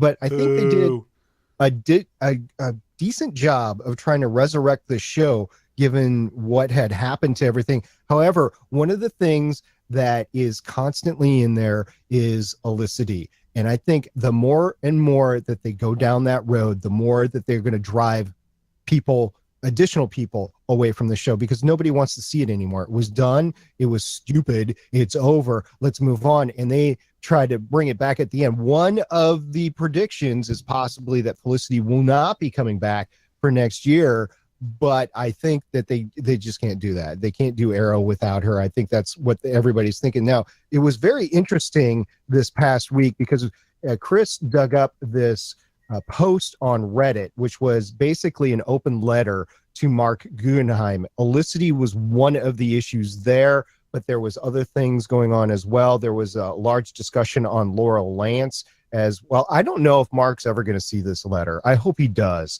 but I think it did a great job in not really being a detriment. They really tried to. I don't think I agreed to everything on this letter, by the way, but it really tried to level-headed look at, from a fan's view, of what the show had done. And this is a person that's a Green Arrow fan. He is an Arrow fan, and yet he is having difficulties staying with the show. And I think the cliffhanger, as much as they wanted it to be great, it's like, no, duh, they're going to survive. I mean, come on. I know some bad things happen, but not all of them are going to die. Some of them will, but I don't think all of them will. And the way they left Malcolm at the end, yes, they try to imply he died, but show me the body. Dude, right? His name's the Magician. Yeah, you never show the body in a comic book. You want to have it out in case of. And I would say that I don't agree with you with the cliffhanger. Yeah, there's a cliffhanger. There's no cliffhanger. The same way there's no cliffhanger in The Flash. He's going to come back. There's no really cliffhanger in this one. They're with Slade in the prison. Who cares? But we started on the island. We ended up destroying the island. I love my book ending. That's why I love Moira in that episode, even if I hate that character. The book ended well. This is a great show. Finally, I don't even need to know if the other people. I'm going to say something that's going to make me want to vomit here. And I agree, Wing. I agree with you, Wing. You start with a son and a father on a boat, and you end up with a son and a father on a boat. I love the Moira ending. I think it was much needed. We've said we're putting away the flashbacks. We've wrapped up the flashbacks. We've got him off of the island. It was what we needed. That call that we should have seen in the first episode was fantastic. Loved it. It was a little bit of How I Met Your Mother in that they backed themselves into they're going to this spot, and they did as good as they could. But I mean, that whole temple on the island that nobody had ever seen before in the previous 5 years. I know. No, bullshit. Go on the Arrow subreddit. There's actually a brief mention of it and a sight of it in one of the old seasons when Oliver's got binoculars. He sees out in the distance. Now, he never went to it, but they actually showed that temple in Lian Yu in earlier seasons. All right. That's cool. Oh, did not know that. Cool. Love it. Okay, let me increase my rating for the series. Credit goes to the Arrow subreddit for that, because there's been a ton of Reddit threads on there that is, hey, did you guys catch this little Easter egg that was tossed in there that ties back into something that was already done here? Now, you're not going to catch that if you haven't been watching religiously or if you're just watching for fun, but you've got some of these people like that has to have meaning that have gone through and rewatched the episodes and have found it. Now, there's a bunch of junk posts on the Reddit right now making jokes of things, but there's some really great ones. They're like, did you guys catch this little Easter egg in the finale? And you go and look at it and you're like, whoa. Either they were really lucky or they planned this out really well. And I'm starting to think they planned it out really well. I think they have had to plan it out because there was a lot of Easter eggs throughout the entire series, so it doesn't surprise me. But I guess the execution failed me a little bit. I mean, yes, the plot was there, the storyline was there. Maybe my expectations were too high. I don't know, but it fell just a little short. And if I may, the action was not up to par with all the rest of the season. That was the big letdown. Yes. That was not Banu Bennett in that suit when he was fighting. I guarantee that. No, It wasn't. He sent a tweet that he was filming in Australia. There you go. There's a reason why lousy. Slade. There's a reason why Slade takes his helmet off and on throughout the finale episode. Yeah, we They talked had him about for like 2 days or some shit. Yeah. Oh, sorry. We talked about it last week in that it was very obvious that it was stunt people doing the action. It wasn't the actors. And a little bit of that is because they just have a lot bigger cast than they did back in season 1, season 2. But I will always go back to that triple level fight. I think it was in season 2. I really should look up that episode name because I can't remember it. It was with the League of Assassins, and you had Nissa Al Ghul. You had it just had a lot going on in the entire thing. And I wish they would bring that back to Arrow, but I think they're at a point financially where it's going to be very difficult to do it, or maybe they just don't have the stunt people around anymore because Oscar Balderrama, Bam Bam, excuse me, he is doing more production and direction role than a stunt coordination role anymore. And maybe that's an issue. I don't know. Maybe the trope has run its course and everybody doesn't want to do it anymore. I don't know, but you're right. The action was a little bit lacking this year. So Wing, you haven't been on at all this year. Is there anything more about the season that you want to talk about? I'm just gonna echo a couple of things that you said. I think that bringing him a team we saw in season 2, it was working. So coming back to that, and I'll be honest, when they got Wild Dog, I was like, what? That B-rate non-character, and they made him the most interesting character. I found that interesting that they had the I don't remember the name of the guy with the cape, but again, I was happy that he left because he was kind of a Deus Ex Machina. He was basically just a shield. You're talking about Ragman? Yeah, that was getting old, and it's a character that I like. It's a villain in Nightwing, and again, it's a villain. I was waiting for him to turn, but no. Overall, this is a good season. I love that we finished the flashback. I'm sorry, Michelle, on high. Really, really love everything that had to do with the Russian. The beard thing at the end is a stretch. They could have just made Kolvar make him like lose the boat and get another boat in 2 months, and that would have been fine. But I'm not gonna gripe on that. It's not a 2-month beard, by the way. That's a 2-year beard. You know, he's the Green Arrow. It's the magic herbs, man. Arrow beard. There's hair growth herbs on Lian Yu. There you go. You put that on your face and it just grows. But if Arrow can get his viewership back and go back to a street level superhero, I want Green Arrow to be treated like the Netflix shows. You're a street level superhero. Let the other show deal with all the super speed and supernatural and all that jazz. Cross them over, sure. Don't make this the center of your season. We've shown twice that the best that Arrow is when a villain is personally intertwined with Oliver Queen. All the other one didn't work as well. So there's a possibility for doing that next year because it is moving to Thursday, and in addition to moving to Thursday, it's moving to 9:00. So yeah, I think the hour later might increase the action. I hope it doesn't increase the gore with it as well. That might drive some people away. But you have at least right now the possibility. Steven, you were on a few episodes, but you weren't on last week when we talked about the last episode. Do you have anything else that you want to talk about to wrap the whole season up? No, I gotta say, I think overall it was a good plot. There were some ups, some downs. The big down being the initial recruitment. I thought that was a little bit weird. And then I also, damn it, Barry. I didn't like that. But overall, I thought it was really good, and I was very surprised with how well that last flashbacks worked and wrapped up. So yeah, I'm with Wing. I think the flashbacks ended on a high, and I liked it. And overall was pretty good with it. The biggest black eye is definitely the gun control episode, though. That was out of place to me. Too preachy. This is the first time that the two Canadians agree on something on the whole cast. I don't know what happened in the last couple of months. Everybody. There's one other thing too that I meant to mention as well is episode 100 to me failed and succeeded. Episode 100 succeeded massively as an episode 100. It failed miserably as a crossover. Yeah. Yep. The crossover failed. Except for from the rating standpoint where it was a massive success.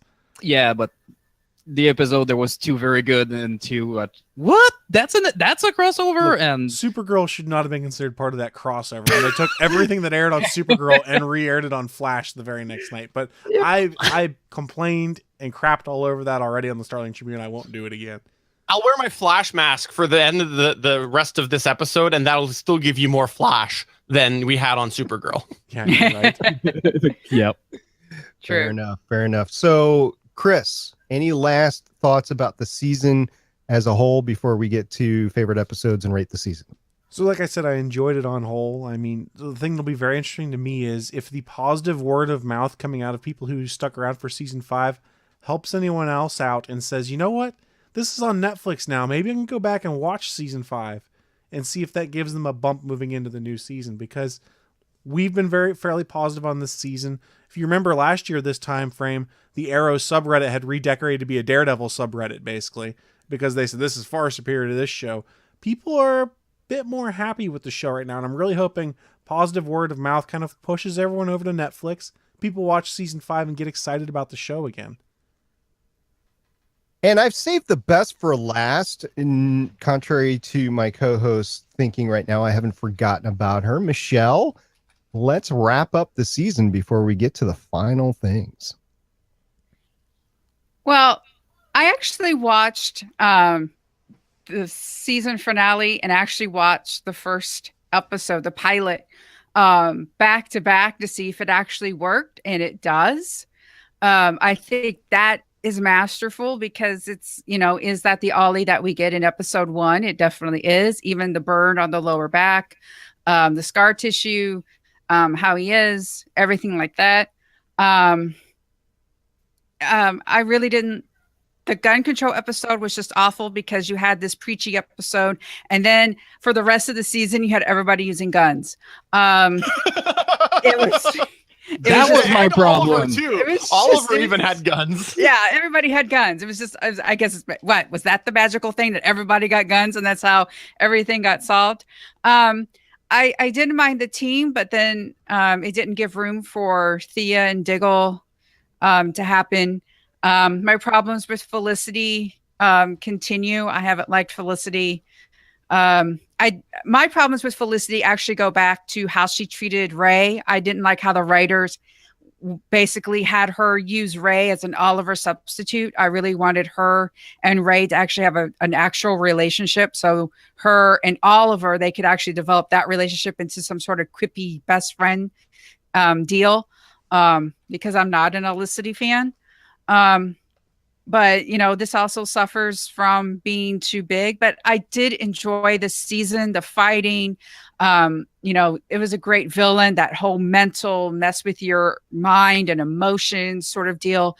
Prometheus is a Slade Wilson level villain, not better. Slade's Destro's the best. But it was a strong season until you kind of poke at it a little bit and you kind of see the weak parts. Well, hopefully next year we will have less weak parts and more strong parts. In the meantime, we did have some favorite moments during the season. Chris, what was your favorite episode? Favorite episode? I think a lot of people will be saying this. It's the finale, and for 2 words, Slade Wilson. Slade Wilson's my favorite character in this entire show. I was bummed when it looked like things had broken irrevocably between Manu Bennett and the Arrow writing team, and to see him come back for the finale, and to get a Slade Wilson who is sane, has seen what's gone on, and kind of is looking at a potential redemption arc, has me really intrigued to see what happens with that character going forward. I'm not going to make you repeat. Same thing as he said. Moving on. Michelle? Yeah, Lee and you, Slade Wilson, and technically you don't need any of the other episodes because the way this was written, like Black Siren entry says, "Hey, Chase freed me. That's why I'm here." Oliver was always my son. I need my son. The sisters were like, "Hey, Dad was a disappointment. I can't believe blah blah blah." So it's like you knew why everybody was there, and it was kind of weird that you didn't need any of the other episodes from the season. I will go with Leon Yu, but for completely different reasons. It was because you got the Talia and Nyssa fight. It's because you got the Black Canaries fight. And let's not forget, Anna Hopkins came back as Samantha. So Leon Yu is my favorite episode of the season. Steven, what do you got? Well, I would usually say Leanne Yu, but when I went into the document to put this in, Michelle had it in there first. And as I always say, Michelle knows the best, so I knew she was going to say it. And I usually would agree. And if I was being honest, I would agree. But instead, I'll take the shot at a certain Lance and say that Second Chances was my favorite because that was the introduction of Dina, the good character. The good canary. The real. She has the real background. She has the real attitude. She is the Black Canary Yeah. I've been reading for 25 years. Yeah. No, I agree. Like it was actually one of my high episodes because I liked seeing her come in and I was mind blown with the chemistry that was in there. But seriously though, Leanne Yu, for actually both reasons that SP mentioned and everybody else, I think that it was a solid episode. Who do we think's dead? I think maybe Hey. Quentin. Maybe Quentin. Maybe Okay, so- nobody. There is they're a gonna have to kill possibility that someone. nobody dies No, they'll and kill that someone. everybody. Well, yeah, Even I if it's think just that's what's gonna Artemis. happen. Yeah, that would be. Yeah, well, Artemis, it's kind of called when she said, like, I'm here and blah, blah, blah, you're going to die. So she's dead. Diggle? No, Are we at Diggle's that gonna point live. with Diggle? I think you're going to get Diggle as director of Argus going forward. That's one of my conspiracy theories. But I think that, what's his name? Oliver's baby mom is dead. Samantha? Samantha. I think she's dead. So you're going to have the Legion of Single Fathers next season on Arrow as Renee and Ollie and Diggle potentially You know what? because they could kill Lila too at some point. But she's busy on another TV show. Yeah, just kill her and give us the sun. Come on. Yeah, there you go. Nah, we don't want the sun. Nah, the sun's not going to happen. I have spoken to Anna Hopkins, and she couldn't give anything away to me, but she was being very coy about the possibility of her returning next year, at least in some capacity. So I don't know. The door is still open as far as Anna Hopkins is concerned, but that might not be what the producers say. We're going to get the kids flashback for the next 5 years. Huh? That's what's going to happen. Hey, if that means more Anna Hopkins, I'm all for it. You know what? Another character I checked for Michelle earlier, but the actress that was playing the Huntress, her show just got canceled. So bring her back as the villain next season. That'd be, or a anti-villain or anti-hero. I would like Sure. to see Jessica Jagao as an anti-hero. That would be awesome. Sure, shack up with Vigilante. That works. Well, and in the comics, in the Birds of Prey, Huntress is a reluctant party to it right now. So, yeah, I think that could work. All right, let's rate the season. I think we talked a lot about it. So let's just go down the list here. Chris, 1 to 10, what do you got? I'll give it an 8. 8. Steven? I will give you two answers. One is my joking answer, and one is my serious. My serious answer is an 8. I agree with Chris on that. I had 8. And my joking answer is 15 because they brought in Michael Dorn. Like, come on. Yeah. How do you not get bonus points for Michael Dorn? They brought in Michael Dorn's voice. Still, it's if it was on screen, it would be like a 50. Fair enough. Michelle, 1 to 10, what do you got? Oh my goodness. I like the flashbacks, great action, great villain. Awful Felicity, awful gun episode. 7.5. All right. Wing. If Flash was a 7 and that the Legion TV show was a 10, I'm gonna give this a 8.5. No, I Flash think- was a 4. That's what I said. It was a 4. Yeah, but I'm going with what I say because your opinion has no matter to me. But yeah, I'm gonna give this a 8.5. That was a good season. I was surprised every week that I wanted to see more Arrow than Flash every week. So they got me there. I think they got that. They tightened the season in a way where I was always engaged, and the fact that they lost some threads, I know it bugs some of you, but for me it makes more comic because you never assume comics are going to stop, so you keep introducing stuff, and that's how life works. Life doesn't always introduce a villain in September that you beat in May. The Flash has had a really good timeline where they talk about it on the show too. So the fact that other villains are introduced while you're like, okay, no, I need to deal with this, then I'll be able to deal with that. Loved it. So yeah, a solid 8.5 for Arrow season 5. And by the way, it's Star City who got the idea of calling this show the Starling Tribune. That would be you. Oh, of course, was the person that started this podcast. So I've got 3 reasons for my rating, and it is simply no plane crash, no mama smoke, no mama Lance. So I'll rate it a 3. What? Liar, Fire. poker face. It When was you some- add my 50 out of 10, then, it kind of evens out. So somewhere between a 7 and an 8. I think it's closer to 7 to me than an 8. But that's just because I'm being way too critical of this. If I was just watching it for fun, it'd probably be closer to a 9. So there you go. We've already given our predictions of who's going to die, who's going to live. But are there any other predictions for the 6th and possibly final season of Arrow? Chris, what do you got? Stephen Amell will take his shirt off. Good one. You know what? I would put money on that. All right. So we have some Canadian quarters on the table right now, which equals not even a lollipop. Steven, what is your predictions for next year? I think we're going to start off with Black Siren doing something to have saved the group, thus a bit of a redemption as well. I believe that the flashbacks themselves are going to reappear about a third into the season when they see that people are missing them. And I don't know what we're going to go with. Maybe other characters. I don't know. I think they've said they're not going to do it, but I think that they're going to see that it's a missing component and they're going to bring it back. Michelle.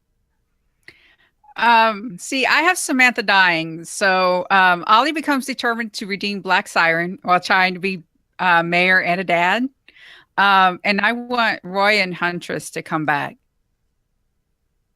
That would not be a bad thing. Wing, what do you see for season 6 of Arrow? Well, of course, there's going to be the kind of pilot like they did with the Flash for Titan. So we're going to get these characters back, Michelle. Don't worry about that. We need to see them somewhere.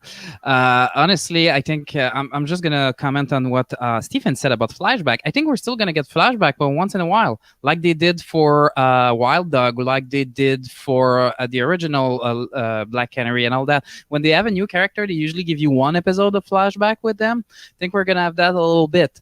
The other thing, I don't know where they're going to go, but what I'm hoping, and I am not an Agents of S.H.I.E.L.D. fan, but the way they took their season this year and made mini arc, I'm kind of hoping we're going to get there with Arrow. Now that the 5 years is over, I would prefer having a little arc with different villain that wraps up with maybe a little thread, but not having a villain that is introduced in September and is arrested in May. So that's where I'm going. But you know what? They got this down. Just keep going, guys.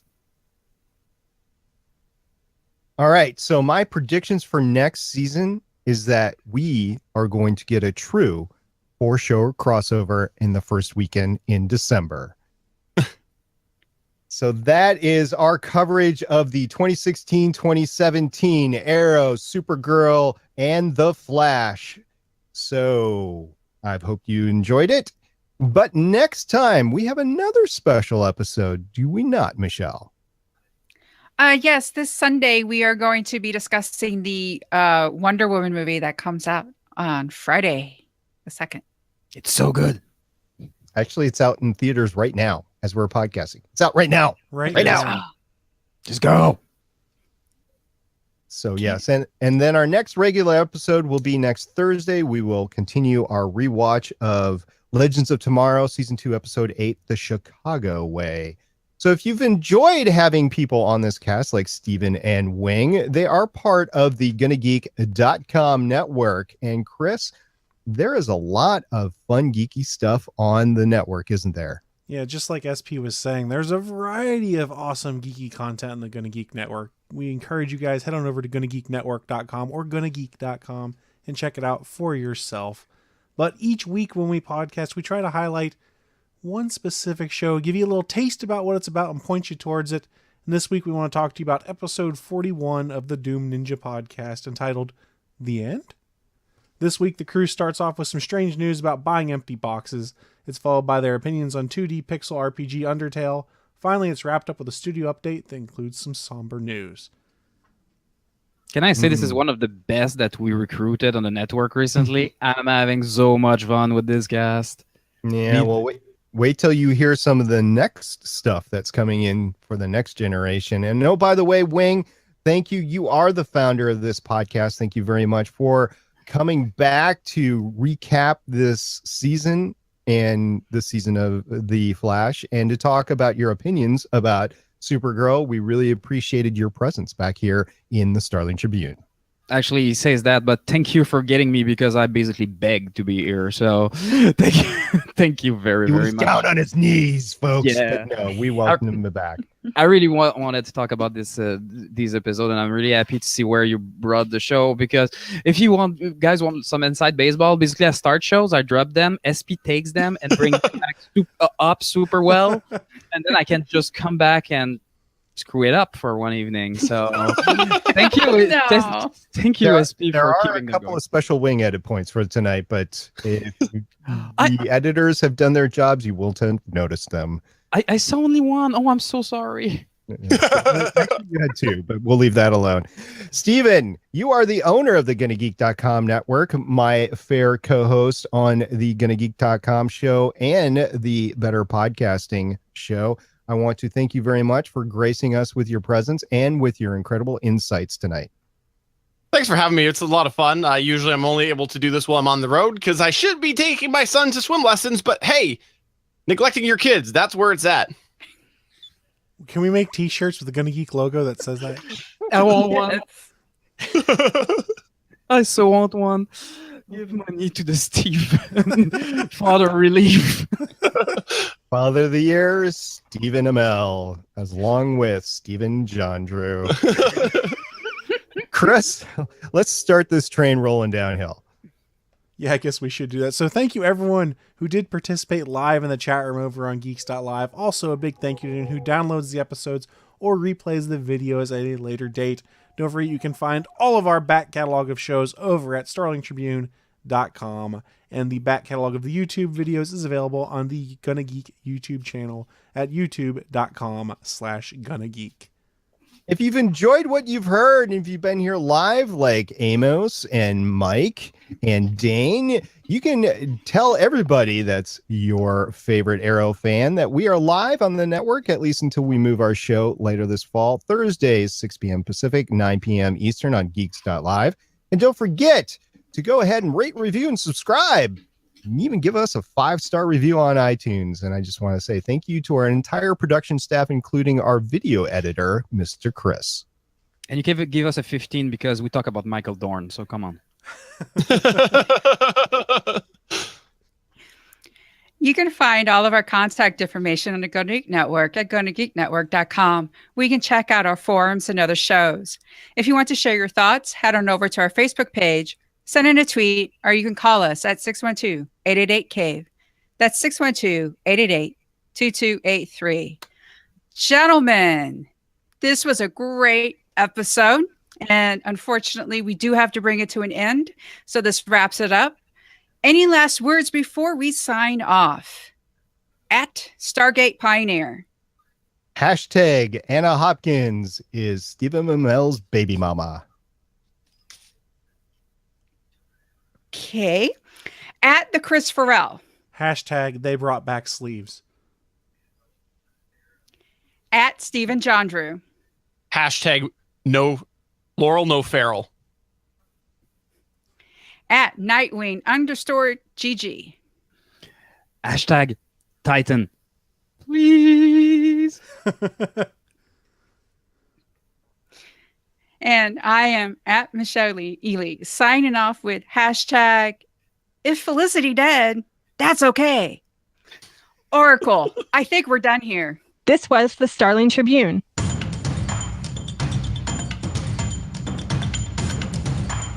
You can leave us feedback at gonnageek.com or check out our archive at starlingtribune.com. Visit gonnageek.com for more podcasts. Music by Kevin MacLeod can be found at incompetech.com.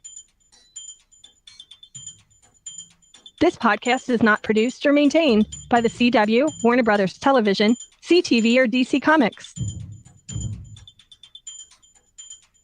All characters, stories, and situations are the property of Time Warner. No infringement is intended. We will see you for the next episode of CW's Arrow.